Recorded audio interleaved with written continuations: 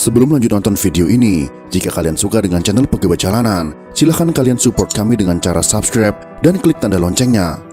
Silahkan gunakan headset Anda untuk mendapatkan kualitas suara yang jernih. Selamat menonton.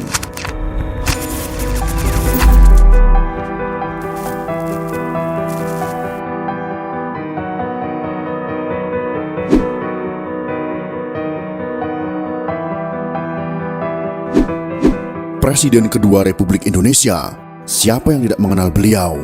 Beliau tidak lain dan tidak bukan adalah Presiden Haji Muhammad Soeharto. Lahir dari keluarga petani di Kemusuk, Yogyakarta pada tanggal 8 Juni tahun 1921 dan meninggal di Jakarta pada tanggal 27 Januari tahun 2008 pada usia 86 tahun. Jasanya kepada bangsa dan negara juga tidak bisa disepelekan. Akan tetapi bagi kaum komunis hal ini sangat bertolak belakang. Kaum komunis sangat membenci Presiden Soeharto karena beliaulah yang menghancurkan komunis di negara tercinta ini. Akibat dari dendam dan bencinya mereka, sampai sekarang Presiden kedua Republik Indonesia ini difitnah dengan masif, dengan cara memutarbalikkan fakta sejarah yang sudah tertulis di bangku sekolah dengan sistematis.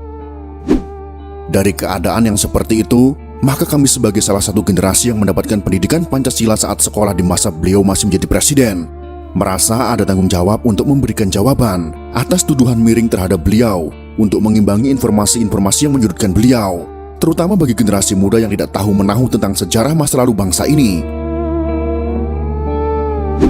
Dan akhirnya belajar sejarah dari sumber yang salah, yaitu bersumber dari orang-orang simpatisan atau pendukung komunisme yang sangat gencar ingin mengubah sejarah masa lalu mereka. Beberapa pemimpin dunia yang memuji Presiden Soeharto dalam pernyataannya. Berikut ini adalah pernyataan tersebut. Dr. Mahathir Mohamad, mantan Perdana Menteri Malaysia, mengatakan, krisis ekonomi tahun 1998 memang dirancang untuk menjatuhkan Pak Harto. Jika Pak Harto tidak jatuh, Indonesia akan jadi negara maju. Lee Kuan Yew, mantan Perdana Menteri Singapura, juga mengatakan, Pak Harto pemimpin luar biasa. Beliau harus mendapat tempat terhormat dalam sejarah Indonesia. Sedangkan Sultan Bolkiah dari Kerajaan Brunei mengatakan, dipimpin Pak Harto, Indonesia bersatu, pemerintahan stabil, ekonomi maju pesat, sangat disayangkan beliau dijatuhkan. Sebenarnya Pak Harto berkali-kali mengutarakan niat untuk mundur, namun beliau melihat ancaman luar biasa besar membahayakan bangsa dan negara kesatuan Republik Indonesia. Fitnah KKN terhadap Pak Harto dan keluarga yang kemudian dituangkan dalam TAP MPR untuk memeriksa harta kekayaannya ternyata tidak terbukti. Majalah Time memfitnah Pak Harto dan keluarga dengan tuduhan punya simpanan 30 miliar dolar Amerika Serikat. Ternyata tidak terbukti sama sekali. Berbagai tim khusus dibentuk pemerintah untuk menyelidiki harta Pak Harto. Satu pun tak menemukan rekening yang mencurigakan di perbankan asing. Silahkan cari kemana saja. Jika terbukti saya ada simpanan 1 sen saja, saya siap dihukum mati, kata Pak Harto. Semua tuduhan itu adalah fitnah. Belakangan terbukti Pak Harto dijatuhkan oleh konspirasi global, yaitu Partai Demokrat Amerika Serikat, Partai Komunis Cina, dan sekutunya, yang berkolusi dengan kelompok anti-Soeharto. Penyebab utama Pak Harto dijatuhkan adalah karena kemesraan dan keberpihakan Pak Harto yang sangat besar kepada umat Islam sejak tahun 1986. Ternyata ada pihak-pihak tertentu yang marah. Republik Indonesia merdeka pada tahun 1945.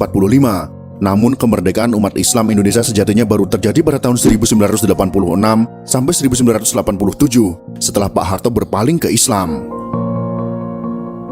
Sebagai manusia, Pak Harto sudah pasti tidak sempurna. Ada kelemahan, kesalahan, kekurangan, namun beliau tetap pahlawan. Jasanya luar biasa besar. Terbukti pada beberapa hari setelah Partai Komunis Indonesia melancarkan gerakan 30 September, Partai Komunis Indonesia, membunuh para pimpinan TNI Angkatan Darat, ulama-ulama, dan tokoh-tokoh anti PKI di seluruh Indonesia.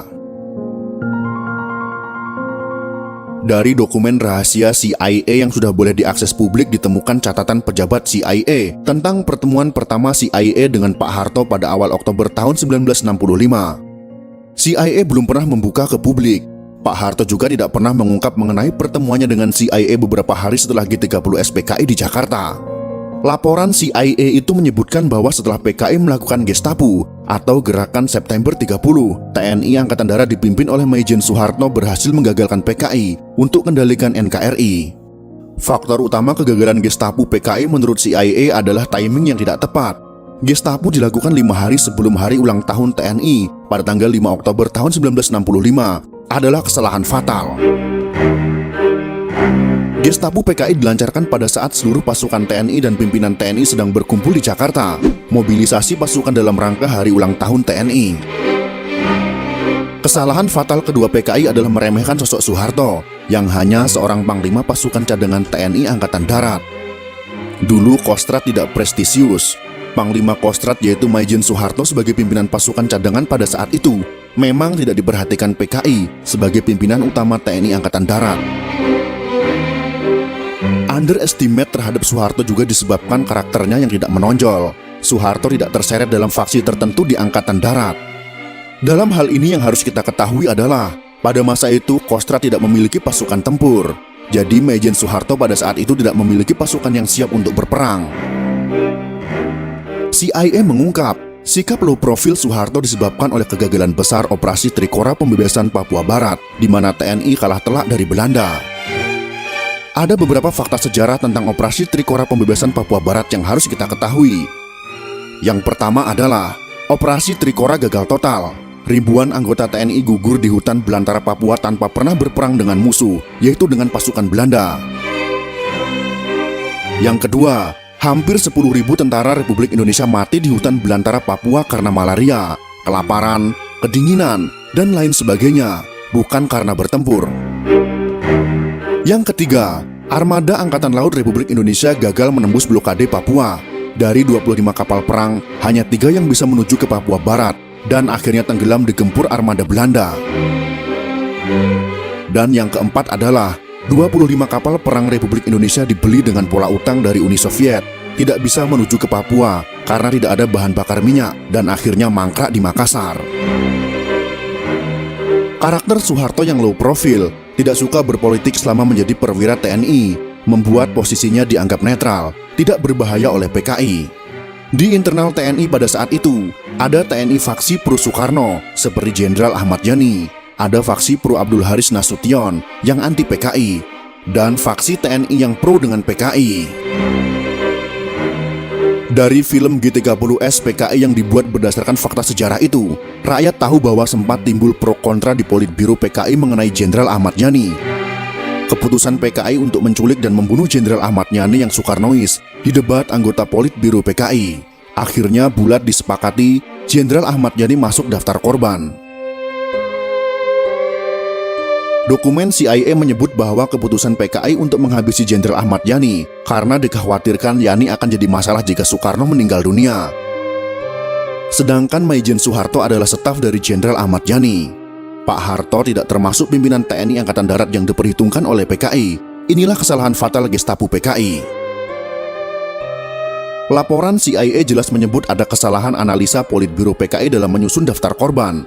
PKI tidak memperhitungkan kemampuan militer Soeharto. Secara politik, benar Maijen Soeharto sudah tamat karena memalukan Soekarno. Secara militer juga tamat karena hanya jadi panglima pasukan cadangan. Dari perspektif faksi militer, Soeharto tidak masuk faksi manapun. Soeharto hanya dianggap bayang-bayang Jenderal Ahmad Yani. Gestapo pun dilancarkan PKI.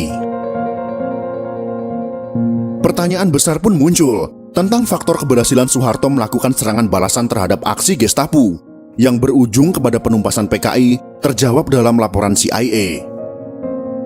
Saat hampir semua pimpinan TNI Angkatan Darat yang anti PKI dan pro Soekarno sudah dibunuh PKI, yang tersisa hanya Maijen Soeharto dan Jenderal Nasution yang terluka. Muncul pertanyaan, mengapa Soeharto bisa memobilisasi TNI begitu cepat dalam jumlah besar? Ada dua alasan untuk menjawab pertanyaan ini. Yang pertama, sebagian besar pasukan TNI ada di Jakarta dalam rangka hari ulang tahun TNI pada tanggal 5 Oktober tahun 1965. Yang kedua, Soeharto adalah mantan Panglima Trikora. satu-satunya jenderal yang berpengalaman dalam memobilisasi pasukan TNI dalam jumlah besar yang luput dari analisa PKI. Soeharto sebagai mantan Panglima Operasi Trikora sangat berpengalaman memimpin, memobilisasi ratusan ribu pasukan dari 3 matra TNI. Sekakmat TNI berhasil membalas aksi PKI. Bagi Soeharto, memerangi pemberontakan PKI tahun 1965 sama seperti perang lawan pasukan Belanda. Hanya saja, PKI lebih lemah daripada Belanda. Laporan CIA tentang G30S PKI dan operasi penumpasan PKI yang baru diungkap setelah 30 tahun disimpan sebagai dokumen rahasia menjawab banyak pertanyaan rakyat. Jika bukan karena Maijen Soeharto yang tersisa dan mengambil alih komando pimpinan TNI Angkatan Darat, sejarah Indonesia pasti berubah. Republik Indonesia sudah pasti akan menjadi negara komunis. Banyak kemungkinan yang akan terjadi, dan semuanya lebih buruk jika tidak ada Maijen Soeharto ketika Gestapo PKI terjadi. Komunis Rusia setelah sukses melakukan revolusi Bolshevik pada tahun 1917, komunis Rusia melakukan pembersihan, puluhan juta rakyat anti-komunis dibunuh. Komunis Cina selama revolusi kebudayaan membunuh puluhan juta rakyatnya sendiri. Vietnam, Kamboja, Laos, Kuba, dan lain sebagainya. Bahkan Korea Utara yang sampai detik ini masih konsisten menjadi negara komunis, menerapkan sistem yang sangat otoriter. Komunis membunuh jutaan rakyat mereka sendiri yang anti-komunis. Dan yang harus kita ketahui adalah, komunis di seluruh dunia adalah sama. Sesama komunis bersaudara dan saling terkoneksi satu dengan yang lainnya. Komunis tidak mengenal batas negara. Mereka dipersatukan oleh doktrin Komintern. Doktrin komunis internasional melahirkan konsistensi militansi setiap kader komunis, ikatan persaudaraan komunis dunia yang sangat erat. Kembali ke laporan CIA, laporan tersebut telah membuktikan Soeharto tidak seperti tudingan sekelompok orang. Disebutkan bahwa setelah Soeharto berhasil memegang kendali TNI dan memulihkan pemerintahan, CIA menawarkan banyak bantuan, namun semua ditolak oleh Soeharto. Soeharto hanya mau berunding dengan CIA Amerika Serikat jika prasyarat yang dimintanya disetujui oleh pemerintah Amerika Serikat. Jika tidak, maka tidak ada perundingan. Apa syarat yang diajukan Maijen Soeharto kepada CIA Amerika Serikat? Bukan senjata, bukan pula uang suap, dan juga bukan info intelijen. Pada bulan Oktober tahun 1965, rakyat kelaparan. Inflasi 650%, standar normalnya adalah kurang dari 10%. Sedangkan defisit 175%, dan standar normalnya adalah kurang dari 2,5%. Bahan pokok sangat langka, dan Republik Indonesia dalam bencana kelaparan. Terbukti Soeharto memikirkan nasib rakyat yang terancam mati kelaparan dengan meminta Amerika Serikat mengirim beras ke Republik Indonesia. CIA awalnya menolak permintaan Soeharto. Amerika Serikat bisa bantu kirim senjata dan lain-lain, tapi tidak bisa mengirim beras. Apalagi sebanyak 400.000 ton, Amerika Serikat tidak bisa. CIA membujuk Soeharto akan bantu apa saja selain beras. Anggaran bantuan beras oleh Presiden Amerika Serikat tidak masuk APBN Amerika Serikat. Proses persetujuannya rumit. Soeharto tetap pada sikapnya. Jika Amerika Serikat kirim beras ke Republik Indonesia secepatnya, baru TNI akan berunding dengan Amerika Serikat. CIA tidak punya pilihan kecuali lapor ke Lyndon B. Johnson, Presiden Amerika Serikat yang menggantikan John F. Kennedy, yang tewas ditembak pada tahun 1963. Gara-gara permintaan aneh dari Soeharto kepada Amerika Serikat, Presiden Lyndon B. Johnson terpaksa jungkir balik memenuhinya. Akhirnya dia melobi senator dan anggota Kongres. Muncul pertanyaan, mengapa Amerika Serikat repot-repot bersedia memenuhi permintaan Maijen Soeharto? Jawabannya adalah, karena keberhasilan Soeharto menggagalkan PKI berkuasa telah meringankan beban berat Amerika Serikat. Perang dingin Barat versus komunis sedang pada puncaknya. Banyak negara di dunia telah dicengkram oleh komunis. Di Asia Tenggara hampir semua jatuh ke tangan komunis, termasuk negara tetangga kita Malaysia. Keberhasilan TNI Angkatan Darat menggagalkan PKI berkuasa tanpa campur tangan Amerika Serikat merupakan anugerah terbesar untuk Amerika Serikat yang sedang frustasi karena komunis. Kekhawatiran Amerika Serikat bahwa teori domino juga terjadi di Asia Tenggara dipatahkan oleh Soeharto tanpa bantuan Amerika Serikat, yang saat itu sedang trauma karena kalah di mana-mana. Amerika Serikat lega, Asia Tenggara gagal dikuasai komunis. Australia lepas dari ancaman ditelan setan komunis. Karena jika Republik Indonesia jatuh, Australia pasti jatuh, Malaysia apalagi, karena kampanye ganyang Malaysia akan terus digencarkan. Teori domino itu berbunyi, jika di suatu kawasan sudah ada 2-3 negara yang dikuasai komunis, maka negara-negara komunis tersebut akan membantu komunis di negara tetangga. Akhirnya semua negara di suatu kawasan tertentu akan jatuh ke dalam kekuasaan komunis. Sungguh sangat mengerikan. Pemerintah Amerika Serikat sangat berterima kasih atas jasa Soeharto menggagalkan komunis yang berusaha menguasai Republik Indonesia, Australia, New Zealand, Asia Tenggara, dan seterusnya. Salah satu bentuk terima kasih Amerika Serikat adalah dengan menekan Belanda dan pengaruh PBB agar Papua Barat diserahkan kepada Republik Indonesia. Freeport sebagai jaminan Amerika Serikat di Papua.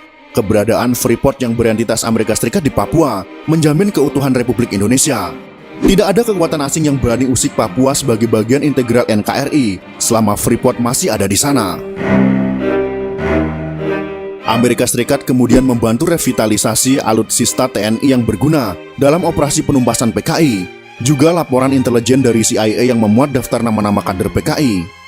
Karena kemiskinan atau kebodohan adalah faktor utama tumbuh suburnya komunisme, maka pada rezim Orde Baru diberi pendampingan konsep dan program pembangunan oleh Amerika Serikat.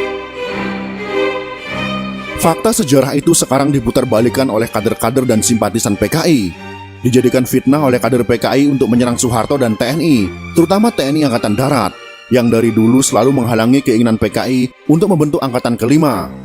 Angkatan Kelima adalah ide dan usulan PKI kepada Presiden Soekarno untuk mempersenjatai buruh dan tani, yang mana buruh dan tani tersebut adalah underbow dari PKI. Akan tetapi, Angkatan Darat tidak setuju akan usulan tersebut dan menentangnya. Maka pada akhirnya, jenderal-jenderal yang tidak mendukung PKI dihabisi, dan terjadilah peristiwa G30 SPKI atau Gestapo, Gerakan September 30. Untuk mencegah pembodohan bangsa dari propaganda komunis, langkah TNI untuk memutar kembali film G30 SPKI itu sudah sangat tepat. Itulah beberapa alasan untuk menjawab fitnah yang ditujukan kepada Presiden Soeharto. Semoga informasi ini bisa memberikan penerangan dan jawaban kepada kita semua. Jika kalian suka dengan video ini, silakan berikan jempol ke atas. Dan jika kalian menganggap video ini bermanfaat, maka bagikanlah untuk teman-teman Anda yang lain. Terima kasih sudah menonton.